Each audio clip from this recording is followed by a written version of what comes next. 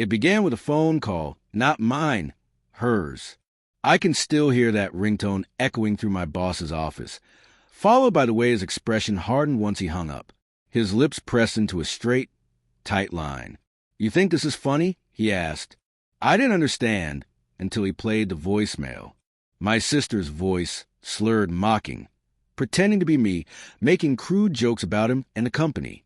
By the time I got home, the damage was already done. HR had made their decision. No meeting, no explanation. I was out before I even knew what had happened. When I confronted her, she laughed. It was just a joke. Relax. You take everything so seriously. That line, "You take everything so seriously," became the echo in my head, the rhythm of my silence. She never understood that seriousness was a foundation of everything I'd built. We were close once. I was the steady one, the problem solver when our parents fell apart. She was a wild one, charming, reckless, always forgiving. I covered her lies, paid her debts, defended her when she crashed my car, when she stole my ID, when she said she just needed help. But this time, her prank destroyed my career. When I told my parents, they brushed it off. "You're overreacting," my mother said. "Family comes first. You'll find another job. Don't make it a big deal." So I didn't. I went silent while they joked about it at dinner. Yes, laugh. I spent my nights rebuilding from the ground up. For 3 months, I worked odd jobs and learned the taste of failure. Bitter, but strangely clarifying. Every rejection scraped away a layer of softness until all that was left was precision. When I finally landed a better job, higher pay, bigger firm, international, there were no congratulations, just expectations. Your dad's car needs fixing. Your sister's rent is due. Your mom's waiting for that vacation you promised. I smiled as always, then said, "Check your mailboxes next week." Their faces lit up, hungry for what they thought was generosity. That's when I knew the timing was perfect. The plan had started a month earlier. I discovered my sister was using my name again, this time to take out online loans. My credit report was crawling with debt I didn't create. I didn't confront her. I called every lender, collected every document, every timestamp, every traceable IP address. I built a case so tight no lawyer could breathe around it. Then I added one more detail, my parents' names. They had co-signed one of her accounts. They knew. They protected her again. The silence I gave them wasn't distance. It was a fuse.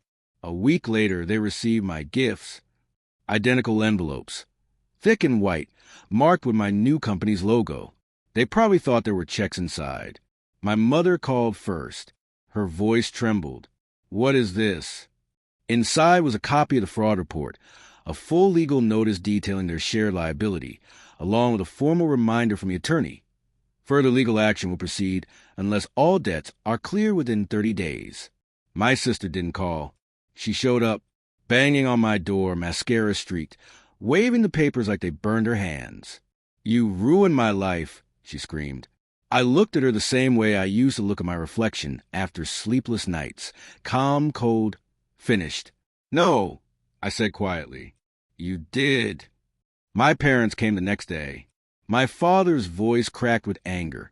"You went too far." I nodded. "So did she." "She's family," he said. "So am I." That shut them up. For years, I'd been their safety net.